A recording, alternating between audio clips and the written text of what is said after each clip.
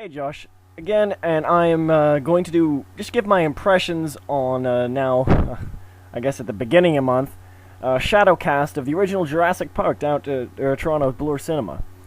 And I've been to a couple Shadowcasts before. I've been to two Repo Shadowcasts as well as a Rocky Horror Shadowcast. And if you want my opinions on those, and feel free to shoot on over to some other video that I'm sure I've recorded somewhere here. So, having said that, what did I think of this? Well, frankly, I think I would have just rather watched the movie. The Shadowcast, it was done in the same style as Repo or Rocky, where it was overly raunchy and ridiculous, and I didn't have any problem with the ridiculousness, but the raunchiness just didn't really fit with Jurassic Park. I mean, the Repo and the Rocky are just extremely over-sexualized movies, whereas Jurassic Park is not at all. I mean, I can't even think of a single scene that's even vaguely romantic. So, it just seemed awkward and stupid. I mean, a lot of the times they were on the stage at all points.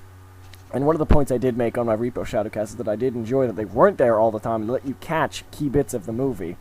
Now, granted, still no replacement for having watched the movie prior, but, I don't know. It just didn't really do it for me. I realize Jurassic Park doesn't have a whole lot of story. It's a pretty easy story, and definitely a story you could easily surmise and summarize back on the back of a DVD case. But, just, I didn't like it. I mean, a lot of the gags weren't funny at all, even in context. Most of the performances were just downright pathetic. None of the costumes were all that good.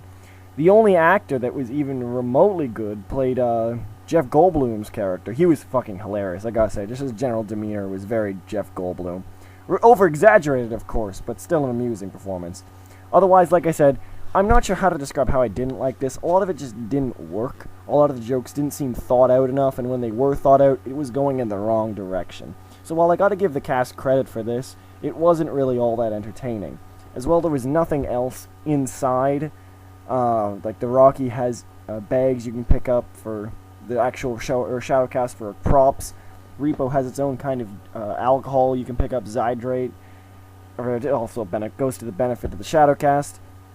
But Jurassic Park had none of that either, and I guess it's a new Shadowcast, so that's acceptable, I guess. But the one thing I do have to give him credit for as well, outside of the person who played Jeff Goldblum in the Shadowcast, was the use of aisles. The use of aisles was a lot better in this than either Rocky or Repo, whereas Rocky was a clusterfuck and Repo didn't really do a whole lot with them.